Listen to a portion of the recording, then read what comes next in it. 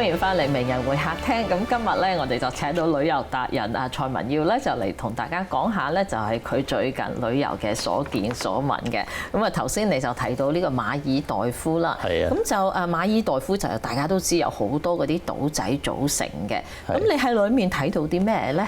嗱，今次咧我去馬爾代夫咧，純粹一個好想體驗一下佢好獨特嘅一個地理嘅環境，因為咧佢咁多島礁咧，特別嗰啲島礁裏邊咧，通常咧有啲大嘅酒店啊，或者係大嘅一個投資者咧，佢哋成個島咧就買咗之後咧，建築成一個好特別嘅嗰啲水上屋啊，或者係嗰啲海灘前面嗰啲屋咧，好靚嘅，同埋服務好舒服。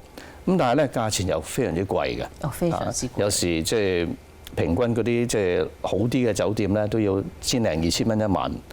美金1晚係啦，再加上你要坐嗰啲水上飛機，頭先講嗰啲都要差唔多成1900幾百蚊一個人嘅。一個人。咁所以咧住一晚咧，好可能都要幾千蚊。即係所以變咗好多時咧，就唔係話個個都係可以即係一定要去住到嗰啲私人島。咁但係有啲咧居民島咧，而家都可以。我哋一齊可以去嗰度去旅行嘅喎，因為佢馬爾代夫咧，佢曾經喺大概2010年嘅時候咧改變咗啲法例。以前唔準啲旅客去嗰啲騷擾啲居民嘅。咁但係而家咧佢改變可以居民島都可以 visit。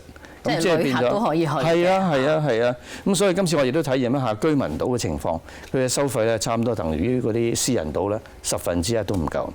平咁多，即係嗰啲係咪好似 Airbnb 嗰種？佢哋有啲都係幾層高嘅酒店啦，有啲係民宿啦，將自己屋企改建啦。咁所以我見到咧好蓬勃，亦都好多即係比較適合啲用啲經濟方式去旅行嘅人咧，都係住喺居民島嗰度，一樣咁好玩。係咯，即係其實睇你本身個 budget。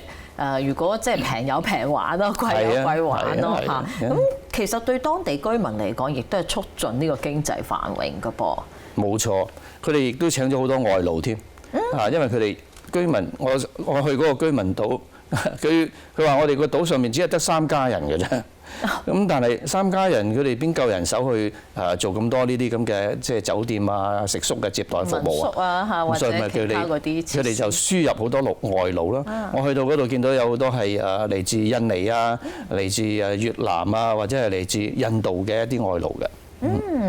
即係好似我喺杜拜咯，杜拜咧就其實真正嘅阿拉伯人咧佔咗1/10嘅啫，但係其中有超過30%咧就係印度人。另外仲有25%咧就係巴基斯坦嚇，咁就即係變咗佢本地人咧反而就好少咯。即係我諗依家全世界都會有好多，即係其實人口咧就嗰個即係遷徙咧就已經成為咗一個即係國際性嘅趨勢咯嚇。咁不過咧，我講到即係有即係2種即係豐儉由人嘅選擇咧。今次去馬爾代夫另一個最主要嘅體驗咧就係同好多海洋嘅生物咧有一個好親近嘅接觸。好似你有同鯊魚游水係嘛？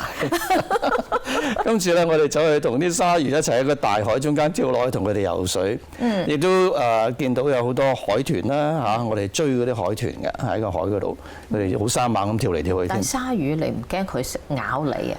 我都驚㗎，不過佢哋話呢一種鯊魚咧就比較純良一啲。但係你嘅手最好唔好掂到佢，唔好即係觸碰到佢，因為佢始終都係野生嘅動物，係嘛？咁但係咧就人人都係咁做咯，我哋都試下啦，一生人一次啦，好彩仲翻到嚟嚇。咁仲有 stingray 啊，仲有好多嗰啲即係魚群，哇，好靚！即係啲海又清，沙灘又白。咁啊，同埋嗰啲 sandbank 一路好長，一路行出去，無窮無盡，好似你浮潛啊做？都有做浮潛嘅，真有做浮潛，即係所以睇到晒。係啊，所以咧呢種咁嘅即係經歷咧，係要去呢啲咁嘅特別嘅地方，你先可以體驗得到。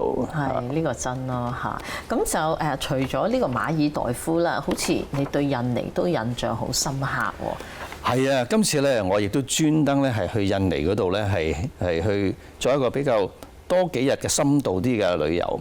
我由東邊嘅巴厘島一路到西邊主要嘅爪哇島，最大嘅爪哇島，同埋佢哋幾個大嘅城市嗰度印尼咧其實咧，我老實講好抱歉，我未去之前咧對印尼咧所知甚少。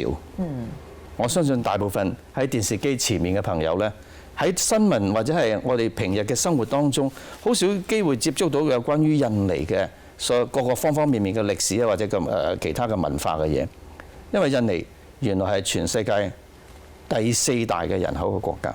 啊！有咁多人㗎？有成佢唔係好細嘅咩2億8千幾萬人㗎。咁多咁細個國家？係，而呢個國家有1萬幾個島嘅。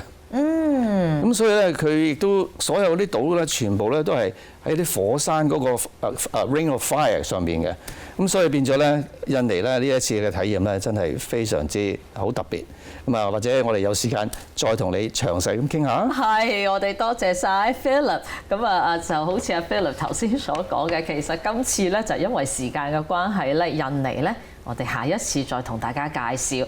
咁啊，多謝大家收睇今日嘅名人會客廳，我哋下一次再見，拜拜。